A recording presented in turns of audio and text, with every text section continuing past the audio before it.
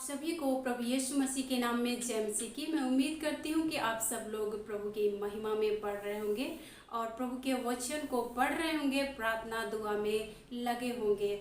आज आपके उत्साह के लिए मैं पढ़ना चाहूँगी यूहन्ना रचित सुसमाचार 15 अध्याय उसके 7 वचन में।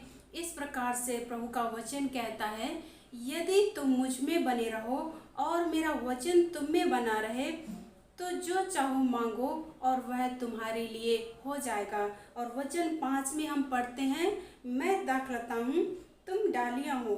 जो मुझ में बना रहता है और मैं उसमें, वह बहुत फलता है, क्योंकि तुम मुझसे अलग होकर कुछ भी नहीं कर सकते।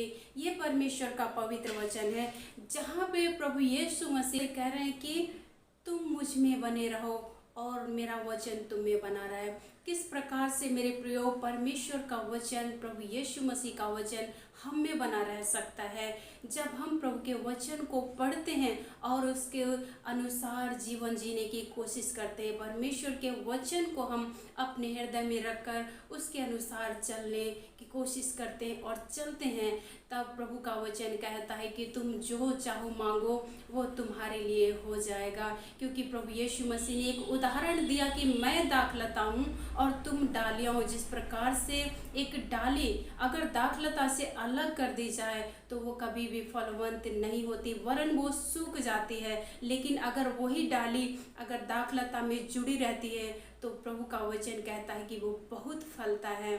और आप और मैं इस बात को बहुत अच्छी रीति से जानते हैं कि जो डाली पेड़ के साथ लगी रहती है, जड़ के साथ, उस दाखलता के साथ में लगी रहती है, वो बहुत फलवंत होती है, वो हरी भरी रहती है, वो अपने सीजन आने पर फलती रहती है और उस पेड़ के नीचे बहुत से लोग आकर छाया को पाते हैं।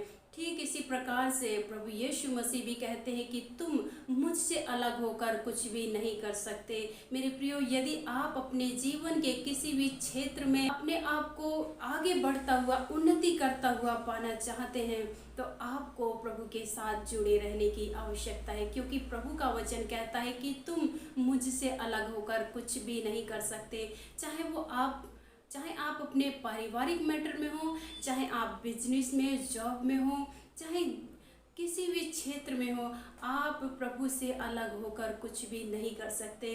इसलिए आपको चाहिए कि आप प्रभु की उपस्थिति में समय बिताएं, परमेश्वर के साथ समय बिताएं, उसके वचन को पढ़ें, प्रार्थना करें और उसके अनुसार चलने की कोशिश करें। तो जो चाहो मांगो तुम्हारे लिए हो जाएगा, ये प्रभु का वचन कहता है। प्रभु के इस वचन के पढ़े जाने और सुने जाने पर आप सब लोगों को बहुत ऐसे आशीष और बरकत मिले।